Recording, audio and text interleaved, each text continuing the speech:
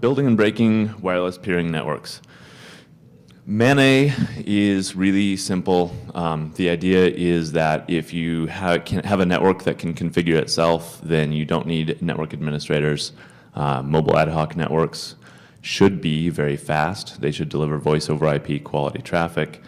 If you move from cell to cell or regions or zones, or if your regions or zones are 50, 60, 90, 500 mile an hour moving groups, flocking together, working together. I can't think of anything, Lebanon, that would need fast-moving communications networks, but the idea is really simply that when the infrastructure breaks, when everything else fails, you can make your own network all by yourself the same way that we all make friends. In Hurricane Katrina, we saw that all of the emergency responders equipment was fucked, all the delivery of goods and services was bent, all the phones did not work, all the Wi-Fi and WiMAX and whatever the hell else your star technology is broke because the power went out, and broke because the phone lines went down, and broke because the towers fell down, and broke and broke and broke and broke. Mobile ad hoc networks, or MANET, do not have those same problems. If you can get batteries, you can make a network. You can make a network that works, and ideally a network that works at full cell phone quality or IP packet delivery quality. The beautiful thing of a MANET and the problem of a MANET is that there's no central administration, and I mean none. You're not allowed to have central passwords. You can't have online authentication. You can't have servers. You can use them, but you can't count on them being there, because by their very nature, if a group of users splits into two groups of users, the resources in this group and the resources in this group can no longer talk to each other. And since they can no longer talk, if your server's here and your client's here, then you don't have a client-server architecture. You're bent, and it doesn't work. So you have to rethink all the problems. You have to figure out a new way to build a secure system. And once you've done that, then the entire network works, and you don't need a freaking subnet. No more DNS server addresses. It's really, really nice when you can make it work. It works in hostile environments. Mobile ad hoc networks should resist denial of service attacks. They should resist man-in-the-middle attacks. They should resist network floods. They should do a lot of things. And what I'm going to show you a little later is a demonstration of a network that doesn't. And this will be probably the most robust network that exists today outside of the things that I've been working on, which are not really ready for all y'all yet. So the best things that exist are not good enough, and they're not getting better at all. Shannon is one of those guys like Einstein who just figures out the right thing at the right time and tells everybody, and then busts your balls because you can't beat him. Shannon's law says that power and distance and bandwidth are fundamentally related. You can use more power to get more bandwidth. You can use more power to get more distance. The funny thing is, if you buy twice as much power, you get twice as much bandwidth. But if you want twice as much distance, you need 4 times as much power. And this is why mobile ad hoc networks will eventually be the way that the world works. It is simply the fact that Shannon says to all of us that it costs the square of the cost to buy more distance with just bigger and bigger networks or bigger and bigger wireless footprints, but it's only a linear increase in cost to have more and more nodes on a network as long as you keep the transmission power small. You can have nice, good, clean bandwidth that only goes a few hundred feet per hop. Your latency is a little higher, but in most of the applications in the world that we're working with, I mean, you can get across the entire freaking internet in 20, 30 milliseconds, so a few extra hops isn't going to be noticeable to a jitter buffer and a voice over IP stack. The problems with mobile ad hoc networks are very simple, and this has been the case since RIP, since the Bellman-Ford algorithm was invented in the late 50s. The networks don't scale, and it is really a total bitch to make a voluntary security system. In fact, you pretty much need to have the entire model of human interaction in your security model, because you wake up in a desert one day and there is one other device in the world. Do you trust it? Do you care? Does it matter? Well, if that person has the water and is just a little out of sight, you really care. If that person knows where the water is and is going to lie to you, you really are just better off not to talk to them in the first place. So it's difficult to know before you make friends how much you're going to get bent by the evilness of your new friends. Mobile ad hoc networks have that exact same problem at every level. Link layer, routing layer, circuits, discovery and naming, every single problem in humanity is reflected in mobile ad hoc networks. Again, as I was saying earlier, people move a lot. Wireless and wired networks don't, and mobile ad hoc networks purport to solve the problem of making networks where the people are. The problem is that since people move a lot, the path through the network changes very rapidly.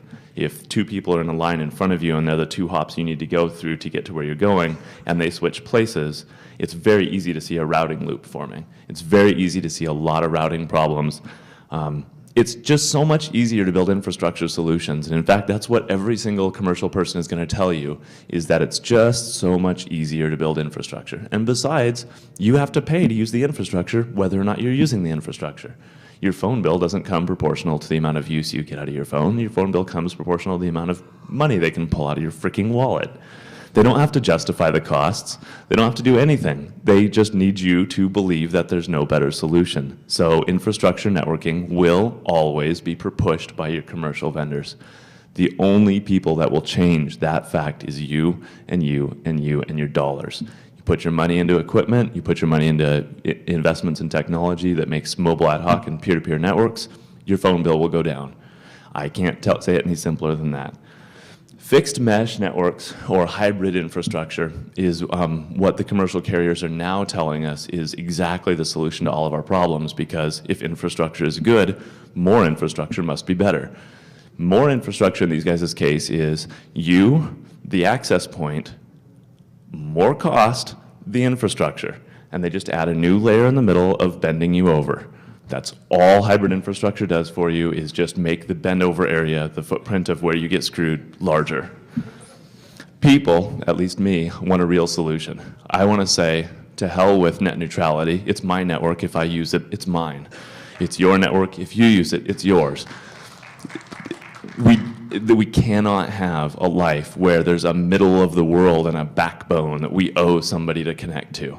We're here, we have communications devices, we should be able to fucking communicate whether or not there's a goddamn signal in this lovely infrastructure-free building. So I'm going to divert a little bit and talk about the science behind routing protocols, because the differences between peer-to-peer networks really do fall down to the lowest little bits of security, or rather of the science. I won't bore you too long with this. The major types of routing protocols that exist are link state routing. This is going to be your OSPF. This is your big, gigantic network routing protocol. Then there's distance vector routing, and this starts back with RIP and the really, really lame old protocols, and goes forward to more modern protocols like AODV. That's the new mesh network that we're all supposed to fall in love with, because it scales up to 16 or maybe 30 devices.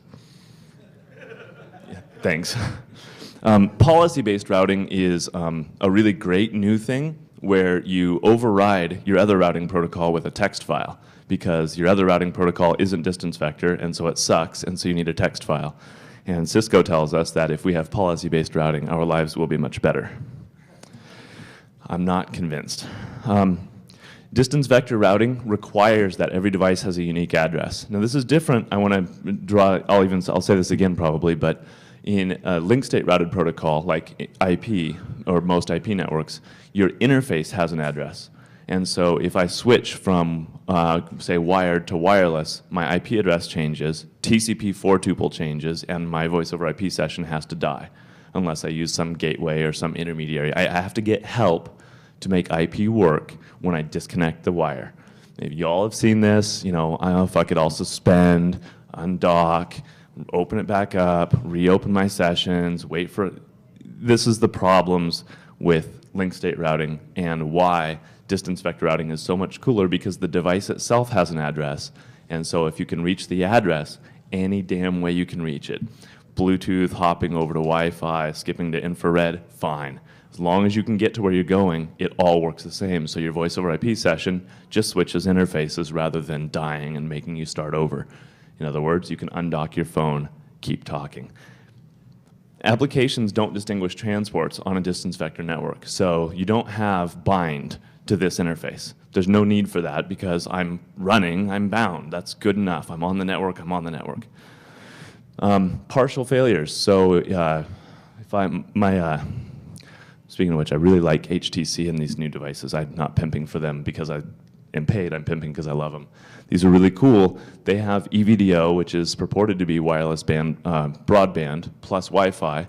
And if you have a distance vector routing protocol on it, then when EVDO fails or Wi-Fi fails, the transport just switches out from under, reroutes your traffic, sorts it all out for you, and maybe you lose a few packets while it's switching. How was the device supposed to know that Singular was going to fail again?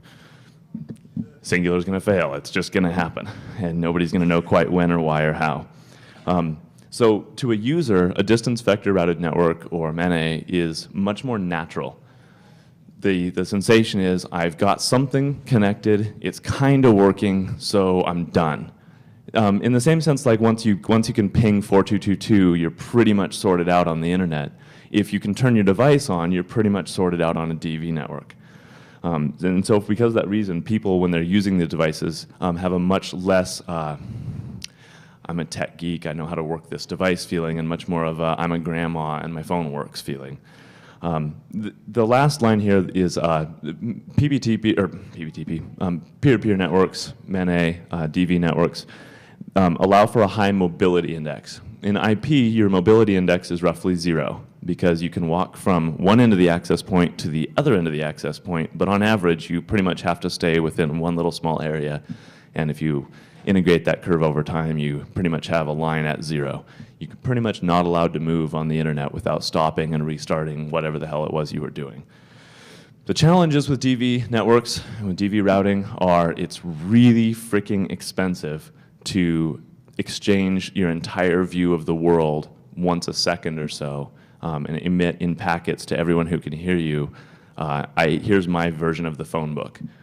Throwing phone books at your friends once a second is expensive and painful and is a heavy load, and we shouldn't do it. And this is why when I say AODV will scale to tens of nodes, and they're proud of that because that's pretty much what it takes in modern distance vector routing is you have to exchange the whole damn phone book because the network scales exponentially. And for every device on the network, every other device on the network has to add one packet entry every second. Hell of a cost to pay. High processing complexity, I'm going to get into that. In most like AODV and backward, you're going to see that it's very inexpensive to run these protocols because you only have 12 devices on your network. And well, hell, I mean, I can hand wire a network with 12 devices. It doesn't take a machine very long to do it. When you start adding all the security features required to make this a robust and functional network, then your processor goes absolutely underwater. Link state routing, it has very few values and a lot of challenges, but it's cheap. The processing and message complexity are trivial because you can make every user in the world figure out how to type an IP address or turn on DHCP. You can just make everyone learn your networking technology. Even the grandmas can figure out how to call tech support and have somebody configure their computer. And because you force the user to do all the configuration and you force the user to know when they're changing transports and you force the user to do all the thinking and all the work, then it is obviously comparatively inexpensive. And by comparatively, I mean to say probably 20, 30, 40% less expensive. And to internet service providers, that means totally unacceptable cost add to go to better networking protocols. Challenges with link state routing, as I said, every interface has a unique address. Your applications have to decide which interfaces they're bound to, and you've got people who think that the great idea is to secure the world by making sure that everything's bound only to the internal interface, and we've all seen at Con how much good it really does to stop binding to an interface. It's a total joke. The only value in binding is a lie, so it's not really a very big drive. Exceptionally unnatural to users. I still cannot convince my mother that networking is something that she can figure out and that she can turn on, acquire an IP address automatically. She really gets stopped at the acronym IP and just says, what? So it's very unnatural to users. I mean, you and me and the people in this room, we can figure out just whatever's put in front of us, but that's why we're here and the other 360 plus million of them are out there. We can do it and they pretty much can't. Link state routing demands a low mobility index. And I say low because mobile IP and some solutions like that will slowly but slowly get you a better mobility index, and so you can move a little bit with the great new mobility technology. So there is some motion available, but very, very little, and you really rely on an underlying transport to sort out the handovers. EVDO or GSM data services, if you're walking from tower to tower, they're handling the hiding the fact that you have an IP address for you and sorting out how to path through the networks. A distance vector algorithm wouldn't require all the extra brains of 3 or 4 or 5 different routing protocols to make IP look like it's working. I really hate the name of this slide, but it was so funny to me because I'm such a fucking lamer that I had to keep it. Godzilla versus Mothra, or Dijkstra rather. Dijkstra's shortest path first algorithm is pretty much the core of all routing technology at some point or another. Link state routing, really Dijkstra's child is the internet. I mean, pretty much everything in the entire world runs this way, except for, oh wait, everything in the entire world where it actually matters has to switch over to distance vector routing because that's where what actually works. So mesh networks, of course, are DVR. IGRP, internal gateway routing of any kind, is generally done, has been done in the past with distance vector algorithms, although OSPF seems to be winning a lot of wars these days. BGP is a distance vector algorithm, and games and AI all use distance vector as their method of figuring out which way to drive around the map and shoot you next. So some examples of this technology and a sort of a walk from where things are bad over toward things getting better. If we start with infrastructure mode Wi-Fi, you are immobile. In fact, the name of the protocol is WEP, Wired Equivalency Protocol, because God, you really need that wire. I think that the world of WEP and the whole notion of wired equivalency is a horrible, horrible, horrible sin. I want wireless because I want to move, not because I want to not plug in a cable. You have to sacrifice bandwidth exponentially to increase radius linearly, as I was talking about earlier. Moreover, if you're talking to someone sitting next to you through an infrastructure mode wireless network, rather than routing to the wireless card that's 2 feet away, it routes to the access point and then back to your friend, and you eat twice the bandwidth, have twice the chances for packet loss, and pay twice the costs overall. It's a horrible, again, horrible sin. The closed security model requires user intervention. What I mean here is that you have to have a group of users. For instance, if you're at a T-Mobile hotspot, their security model requires that you become part of their user group. And this is, as I was saying earlier, so that they can fuck you out of more money. There's no other reason whatsoever to use equipment like this except that because you have to sign up and they close the community down and it's all their rules, they get to charge you to use the same wireless card that you paid for. Now, the hybrid mode Wi-Fi, WDS, some people are calling it. There are some 802.11s, some extensions to the protocols for fixed mesh Wi-Fi. And the idea here is just if you put enough access points down and give them the same SSID and hook them together on a backplane, they can make it feel like you have a big, big, big wireless area network when in fact you just have 12 little wireless area networks, but your computer doesn't die because of it. With the scalability of these networks, you can get all the way up to 16 access points. And I know you could never think of a place big enough to need 16 access points, but it's okay because you can't have 17. You may not use them. There will not be standards for fixed mesh Wi-Fi, we believe, until about 2008. The client devices are still tethered. It's exactly the same. It's just a 4 times increase in radius. 16 devices are required to make your radius get 4 times bigger because you're square distance problems. Same scalability problems of all distance vector networks. That is, they put in a layer of distance vector right above the infrastructure mode so that you don't quite feel as bad. Because they're not scalable, they have the sizing problems. The only way you get reliable failover is to not pick up the 4 times increase in radius, but if you use all 16 devices to give yourself twice the radius, then you can have failover in case one of the devices becomes marginally obstructed or blocked and feel like you have a more reliable network. And for that, you only have to pay roughly 10 times the equipment cost and 4 times the bandwidth. So this spectrum allocation is where the problem gets really bad because, as we know, Wi-Fi only has 3 real channels, 1, 6, and 11 in the US.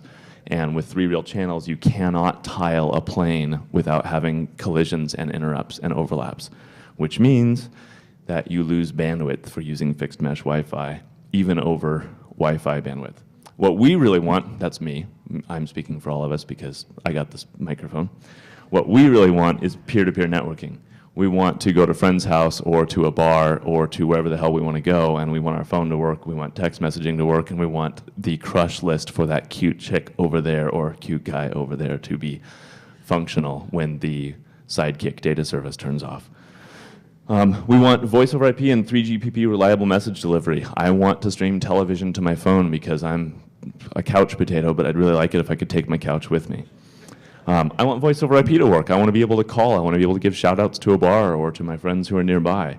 I want automatic discovery. I really want to know if I'm in an offline area. That is, I don't know about y'all, but there are some bars in Seattle that have really thick walls, and once you kind of go inside, you're pretty much disconnected from the rest of the world. They're large enough you can't see everybody, not by half, and you can pretty much get lost and have no possible way to find anyone without calling security or sneaking into the back room and looking at the cameras. So I want a discovery network that says your buddy list has 4 people who are reachable when I go inside, and be able to hit, a shout to all my friends and say, where the hell are you? Why aren't you back with my drink yet? We want maximum mobility. I want my network to work when I'm on the freeway. I want my car to be able to share my iTunes with your car's iTunes, the iPods that we've docked, and I want to be able to listen to your crap music instead of my crap music. I want to be able to move, and I don't want to have to stop and switch interfaces. I don't want to have to reconfigure my world every time I decide to change what I'm doing. I don't want to tell my damn computer what I'm doing. I want it to figure it out for itself. And more importantly, I want to control my network policy. This guy wants to route traffic to the internet through me, and it's going to cost me. I'll pay it. This guy, I don't know so well. I want to be able to pick and choose who I will route traffic for, who I'll put phone calls through for, and guess what the infrastructure people tell you is, we'll take care of that for you, sir, and charge you. Understanding the link layer. So getting into how to actually build a mobile ad hoc network. You have to have some kind of carrier sense. The basic idea here is you have to be able to detect that there are computers near yours. Wi-Fi has a really decent mechanism for this. Beaconing or broadcast packets are fine. Just send out a broadcast periodically and say, hey, here's my device. I'm here. I exist. I want to make love to you. Once you are in near enough proximity to other people who are beaconing and you can receive and understand their packets, then you can detect that you have peers nearby. Now, these don't have to be peers on your buddy list. These are just people who may or may not want to route traffic for you and vice versa. You need to be able to infer link quality. And this is really important. This starts the whole issue of how to make a high-quality mesh network, is understanding what's a good way to route packets and what's a bad way to route packets. Good ways to route packets are ways that don't drop. Good ways to route packets are ways that don't even require a retry. The basic idea here is the better you can receive packets, the more reliably I should route through you and vice versa, especially if our transmitters are symmetrical. We need to be able to infer link quality so that we can start advertising the presence of our neighbors. We'll get up to that a little bit later, but you need to be able to say back to someone, hey, peer A, I see you and I hear your packets reliably and I can receive from you, and you need to hear back from your friend that he can hear you and maybe the link quality is different. Radio is a crazy, crazy medium and it's very difficult to predict. So you need to be able to hear back and forth how effective your link quality is, because even sending a packet forward requires an ACK, a CSMA ACK off of the Wi-Fi.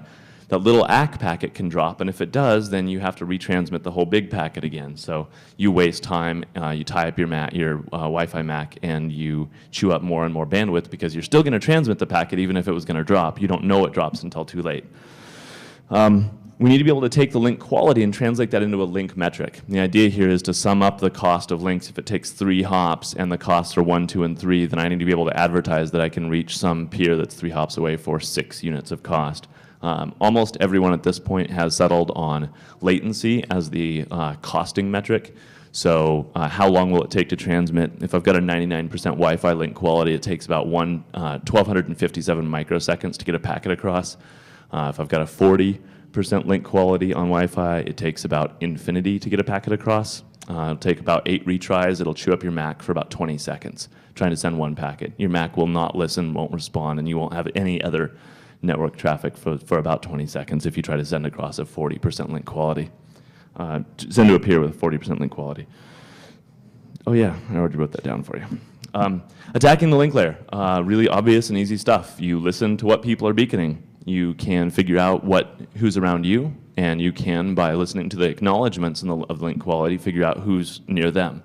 From that, you can begin to infer the topology of the network without having any permission or access to the network at all. This will not ever change. That's not actually a fixable problem because, again, if we all want to share a network where we have personal and individual control, then we at least have to agree at the base level on how the hell we're going to find each other. So you're going to be able to infer the topology of a wireless mesh network unless you've got one of Beetle's Type 1 crypto modules at the bottom. You can, if the network is functional, if the network is secure, it's going to be secure by public key crypto. The public key crypto is expensive, the public key crypto is big, and it uses big-ass keys that you have to be able to freely exchange. So you can retrieve people's public keys and do identity fingerprinting. Building new keys is fairly expensive, and so it's pretty unreasonable to rekey very quickly. So you can pretty effectively track people across multiple media and figure out who the hell's on the network. It's not really a big crime, but it's the beginning of a lot of other crimes. And that's why we're here, right? Content interception. If the network is not secured, you can watch the voice over IP go by. There's usually an encapsulation protocol or some way that the links are being exchanged, but you can usually pretty quickly figure out how to reconstruct a message stream, put the voice over IP packets, the RTP packets back together, stream them out your local jitter buffer, and enjoy nice wiretap effectively. Attacking the link layer, the Sybil attack. I hadn't heard this before. This is a really great name. The idea is simply that you put in your packet acknowledgments for, about 1 million people. You just start dropping bigger, drop the Chinese phone book every time you wake up. And it takes people so long to figure out that you're screwing with them that they're usually so backed up that you're screwing with them again by the time it comes in next. And you spoof your own identity, and by the time they figured out that you're spoofed, you've already changed and dropping another Chinese phone book on them. Their machine just goes to hell. RAM, CPU, all gone. This is, of course, named after Sybil, the multiple personality symptom woman in the, I guess, late 70s. Greeting flood, the idea there is just really simply you just wake up and call yourself a different name every 20, 30 microseconds and make sure that your friends think that there are about 100,000 people in the room, and just sorts out their simple, straightforward denial of service attack. And the problem, again, with that is only that you don't know who and how to trust. It's a trust-based problem. And that's going to be the core of the security model that we get to in a little bit. Greeting and acknowledgement replay. This is really simply, if I greet twice instead of once, you're going to think that you've received more percentage of packets from me if you're not careful. If I'm lying to you about how fast I'm sending them and you're getting every other packet, you still think you have 100% link quality, you're going to over-advertise the link to me, and I'm going to be able to attract the traffic. I'll show you guys a simulation of a relatively effective network attack attracting traffic, and you'll see that it's brilliant once you've got the hack in place. You can just draw all the roads into you. Degenerated routing is the major reason for this attack, either because you want to drop everyone's packets and just screw with them, or because you want to intercept and either analyze or attack in some other way. It increases the processing and storage requirements of everyone around you because you are making the network less effective. And because the scalability concerns are always the problem, so anything you can do to degenerate the effectiveness of the routing protocol is a way to turn off or destroy the functionality of the network. Wormhole attack is brilliant and simple. If I have a 30-hop wireless network and I drag one Ethernet cable from end to end, the right idea is for everybody on each end to route backwards toward the ends and then across the wire in the middle. That's how it should work. And if you do that and then draw all the traffic to you and then sniff it and monitor it before you pass it along or decide to drop it, then everyone in the network thinks they're getting a good deal to route over your wire. And of course, one, you can destroy, if you're really smart about it, you can destroy the network and make everyone think that the whole network is right one hop away from them. If you can't do that, then you can at least draw the traffic to you. We'll talk about the wormhole attack a little more as a routing layer attack. In addition to the sort of routing level problems, you get the whole security model issue of opening a network and starting a new network with people you've never met before. Unauthorized access reduces bandwidth and gives people a really convenient way to intrude your perimeter. If you've got a wireless network in the real world today that's WEP, you should have a good 300-400 feet of perimeter around the building with a secure camera so that people can't come close to you. No one can afford that much real estate. But with peer-to-peer networking, it's even worse. You only have to be able to get one link into the building, and then you've got a whole access to the network. So your security model cannot be based on the notion of a perimeter with a mobile ad hoc network. Selective jamming, really simple. If you put on a little device that listens to people transmitting, and the second you see the MAC address from the person who was trying to send to you, you just turn on a microwave oven, open it up and turn it on for about maybe 500-600 microseconds. Then you'll just destroy every packet that comes by just from that person, just make them feel like they're at home in Nowheresville. And more importantly, because the MAC has an exponential backoff and most people have 8 or more retries set, you're going to freeze their MAC because they're not going to be able to get any more packets out. And this is a really clever attack that I think has been underutilized in getting people to shut the hell up on the network. You can make them stop very quickly. If you jam their packets quickly, it'll take you about 8 little bursts of 500 microseconds to get 20 free seconds of airtime. Really easy way to fix the Wi-Fi bandwidth problems at Starbucks. And with selective jamming, you can isolate and conquer. You can make sure that the packets from Jane never reach Joe, and so Jane and Joe don't make friends. You make friends for them. You become the way they route traffic, and they somehow can always reliably get traffic to you, but just can't quite figure out how to get around that obstruction between them, which is your microwave oven. So to secure the link layer, you need Diffie-Hellman, for instance, something like it, DSA key exchange. You need to be able to first be able to track the identity of the people you're talking to. This is the sort of the very core basic level is you need to be able to exchange keys, exchange identities, make a decision about whether to do the key exchange and waste your own processor time to make a link. And obviously, in doing so, you are opening yourself up to crypto attacks where you waste all your CPU running DSA key exchange protocols. They're extremely expensive compared to like packet encryption and will destroy your processor if you just make links with everybody out there. So even securing the thing brings in more problems. This is what I'm talking about with the fact that it's going to take us another 10 years after somebody makes a reasonable mesh network to even get to the point where it's really worth having a deep knowledge level track security, because the security solutions cause security problems today. Work tokens, the idea here is pretty straightforward. There's a simple way to do a work token, which is to say, I will make friends with you if you prove to me that you've done something.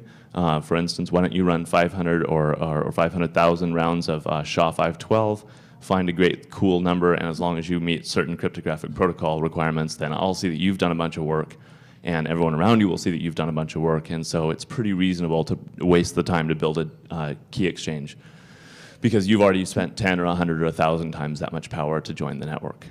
So that's a really easy and straightforward way to defend against denial of service attacks. In fact, work tokens, I think, should probably be generally applied to places where there are denial of service attacks. It's just a really straightforward way to slow the problem down. If it costs you 1 million CPU cycles to add one more name to the phone book that's then going to fall off because you can't waste the time to come back to it, then it's really not worth your time to attack the network. And the nice thing here is, just like in humanity, the work token leverages denial of service attacks versus the desire to join networks. And this is the straightforward thing of, you're wearing shoes, you're welcome to come into the restaurant. You've sort of met the bar. You're tall enough to ride this ride. In addition to work tokens and key exchange, you need to sign your broadcasts. And this is where you start getting into the real processing complexity of MANET. Is signed broadcasts will prevent people from building new broadcasts in your name. Unfortunately, that means everyone has to run 8-byte SHA-512 or 10-byte SHA-512, which is just not even worth the key setup most of the time. Or the Mac setup algorithms are so slow that this stuff is really expensive to do. I'm going to keep hammering on this problem because I mean, it'll take a 400 megahertz processor and turn it into a brick in no time flat for a network of 30 devices. Signed broadcasts prevent outright the wormhole attack. They stop it from being effective. The simple part of it is, well, okay, the wormhole attack can still be done, but only in a sense of actually improving your routing. Wormhole attacks cannot just destroy your network once you have signed broadcasts. Certified identity, the idea is really simple. If everyone goes to a central resource like IANA, Internic, one of these big central nonprofits, and gets a registered name, then that name can be yours and it can be attached to your public key. Another idea would be the PGP Global Directory is another example of where we'd get these certified identities from. As long as the identities are sensible and string-based, like bill.microsoft.com or something like that, then it's easy to do. I will accept links from star.microsoft.com and make yourself a nice little island of 10,000. Rather than joining up to the rest of the world. Certified identity also allows every user to control their policy and decide who they'll route packets for, how well they'll route packets, and when and why.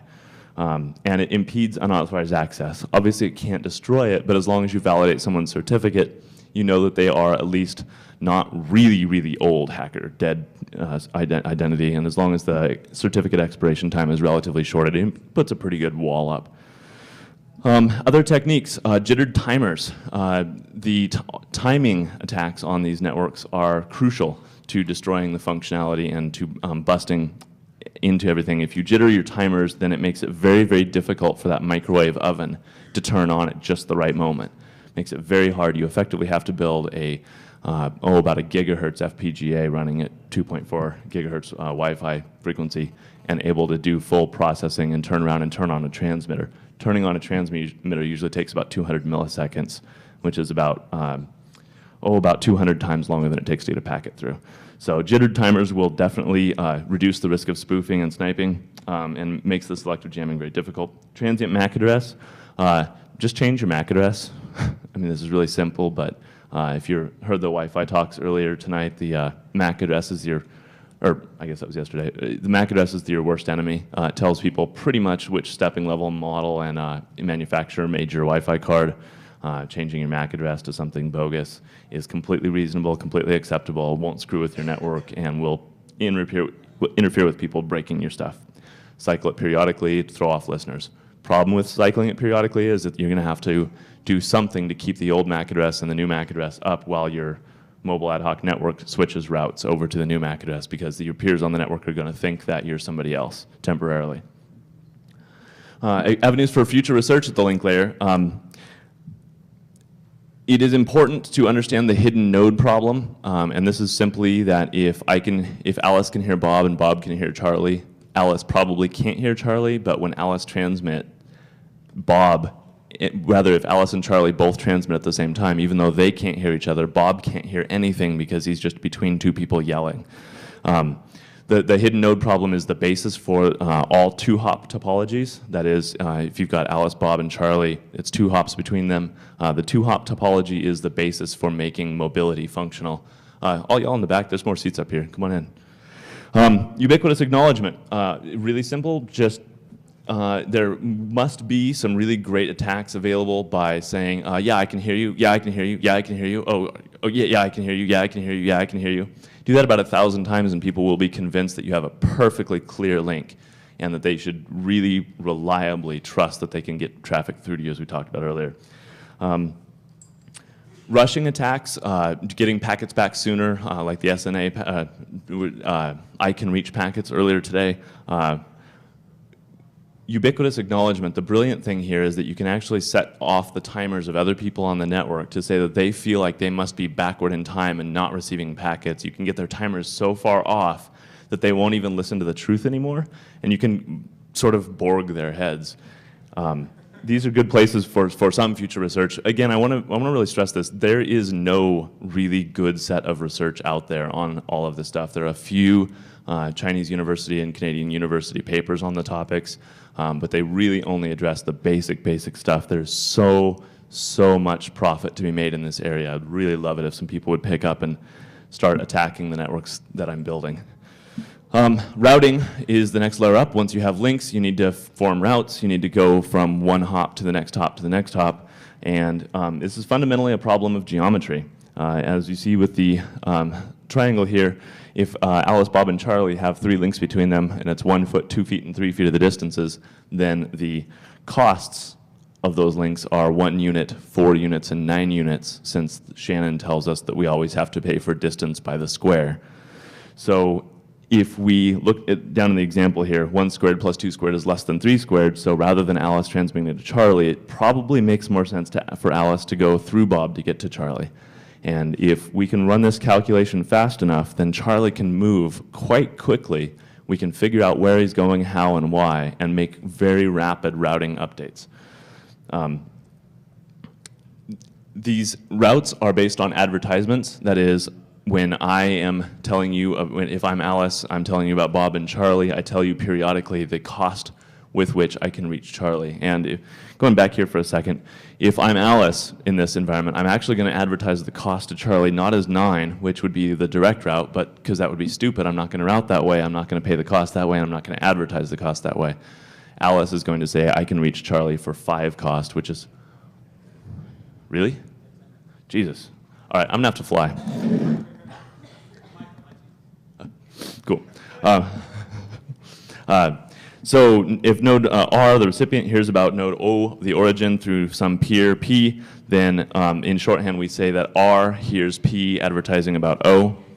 So it's sort of backwards. O begins the advertisement, I'm here. P picks it up, says, I'm the peer of O, I can hear O, I've got a certain amount of cost, and as R, the receiver, I listen to that. So it's sort of a message coming from the destination back to me, the source, where I want to talk to the destination.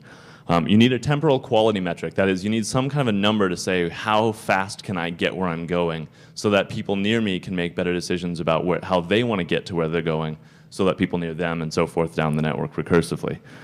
So in shorthand, we'd say that the recipient can hear about P the peer for 3,500 units. On most networks, that'll be 3,500 microseconds. So if we sum it up over multiple hops, P can hear about O for 3,500, R can hear about O for 3,000. R will say that he's going to go to, through P to O for 3,500, and then advertise back out that because he's going to need to hop through a 3,000 cost link to get to the 3,500 cost link, the cost for the route is 6,500. Algorithms have to work very hard to avoid routing loops because it's trivial if Charlie moves around in between A and B, then both people can start to try to route the same direction. The traffic can start going in storms, and accelerating storms usually. This causes all sorts of hell. So attacking the routing layer, refusal to participate. Black hole attack, really simply just drop all data packets. Participate in every other way in the network, and then just drop every data packet that comes through you, and it will slow people down and slow people down and slow people down. It's so obvious, in fact, that most algorithms will have retry counts. It's really easy to detect black holes. Simply try to send a little ping across 2 hops and realize that you're not getting anything through, but if you send it a longer way, it works. Then you mark that peer that you tried to route through initially as an asshole and boot them off your network. Gray hole, drop some data packets. The proportionality with which you drop data packets is the exact likelihood with which you'll be detected dropping data packets. So again, probably not that big of a deal. You count the packet drop ratio as an additional cost factor, and that'll make the route look like it's very slow because retransmissions effectively just move packet loss into the time domain. Underestimating distance, this is a far bigger problem. This is effectively the wormhole attack.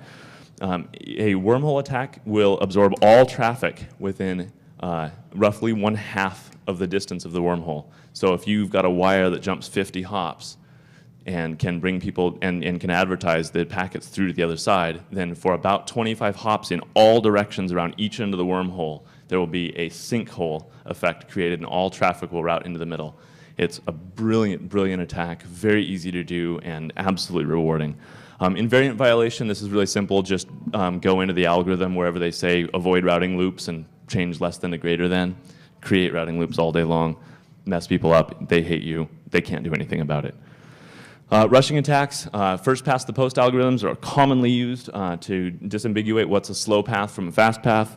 In the examples here of the SNA talk a minute ago or DNS response spoofing, rushing attacks make it very difficult for anyone to think better than you. And so first past the post algorithms obviously are horrible. The invisible million-man march, this is what we talked about earlier with the hellos and the link beacons, but we do the same thing as an advertisement. We say, I've got routes to node 1, node 2, node 3, 4, 5, node 900,000, 900,001, and we do that every second. You can do it at the link layer to say that I've got friends that are nearby, but that's really easy to detect as bullshit. Advertisements way harder to detect because fundamentally they're about things that are far away from you. This is effectively the Sybil attack on steroids. It flattens the scalability of any network and just absolutely crushes local routing efficiency. Trust-based link selection. To defend this, you must infer trust from your links. If the link does not deliver packets reliably and it's somebody on the other side of their fault, rather if Alice sends to Bob and Bob destroys the, I am so not getting through this talk in time. I'm actually going to stop talking and start showing because I think you probably like the pretty pictures more than you care about anything I'm saying.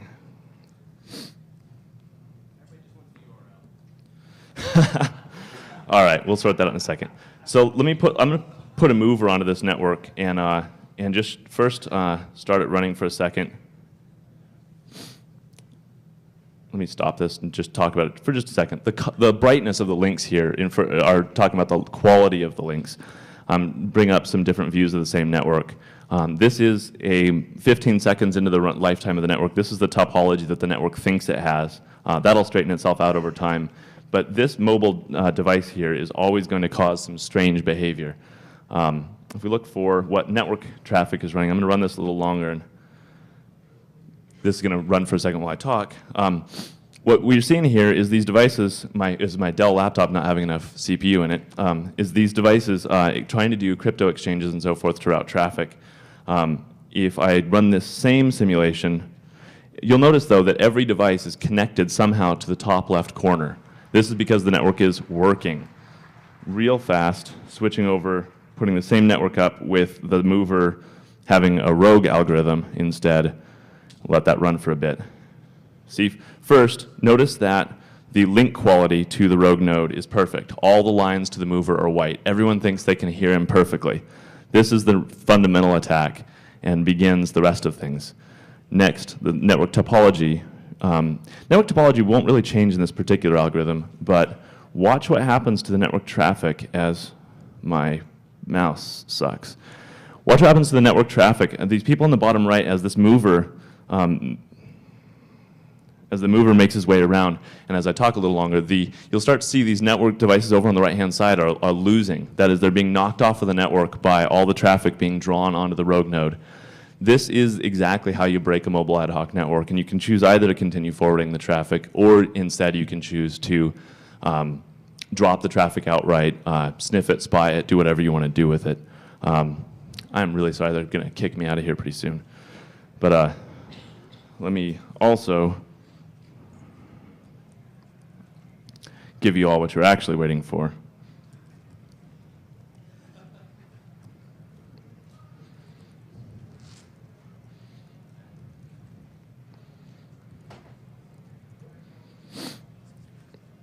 So put that up there in the top left, and we can watch all the nodes in the bottom right get hacked.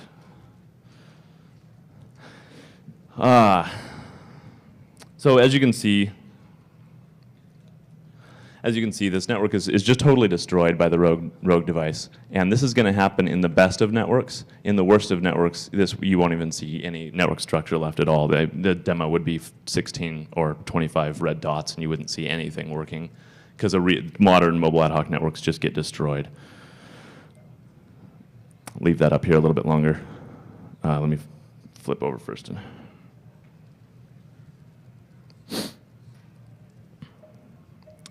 Okay, so I'm going to run through the conclusions real fast while you're all writing the URL. You can have discovery, you can have secure identity, you can have high quality routing, you can have efficient networking, but you can't have it without a scalable routing algorithm, which is not generally being developed, except by some people that I work with. You cannot ever build an effective MANET without hardware cryptography. I'll say this again. If you don't have hardware crypto on your phone, you cannot build a peer-to-peer network that will stay up. I am trying to convince HTC, and if you have any access to handheld device manufacturers or laptop manufacturers, convince them to put AES 256 and SHA-512 on their procs. If they do it, you guys can have cheap networks. If they do it, you guys can have cheap networks. If they do it, you guys can have free phone calls. If they don't do it, you keep paying the man. I hate the man. You shouldn't pay the man. Get them to put hardware crypto on your phones. And we, of course, need fixes for 802.11 ad hoc mode, which is horribly broken. Going forward, what you can do to hurry the future is to seek out and play with emerging protocols. Go find AODV, go find whatever WiMAX standard comes out in 2009, 2010. No kidding, that's how long WiMAX is lagging for ad hoc networks, because all the people who make WiMAX are commercials. That is Cisco and the lot. They're the phone companies. They do not want you to help them because they do not want you to need any ad hoc equipment, because they do not want you to need peer-to-peer networks, because they do not want you to need free phone calls. They want you to pay them, and so they are not building an ad hoc networking standard until 2009, 2010. If you're not pissed off, you really, really should be. Demand hardware crypto and use ThinMac wireless cards. ThinMacs don't do things like retransmit on their own. They wait for the user to decide about retransmissions. ThinMacs are far, far more effective, and all of the TI and so forth wireless LANs that exist, wireless LAN chips that exist today have expensive procs, a lot of extra firmware, a bunch of crap they don't need, and it definitely gets in your way of doing good peer-to-peer networking. ThinMacs just let raw packet send is effectively what I'm talking about. Atheros and a couple of other companies are making them. Demand them in your phones. More importantly, hack it. I have not seen a MANET talk yet. MANET has been around for 10 years. I've been coming here for 10 years. God, I made it through without puking. Hack it, for Christ's sakes. Go out there and get this shit and hack it. Break the fuck out of it so that there's something to talk about. Publish your results, publish your findings, and embarrass the people that make this equipment today. If they're not embarrassed by it, you're not doing your damn jobs. So thank you very much. I'll leave the URL up here for a little bit.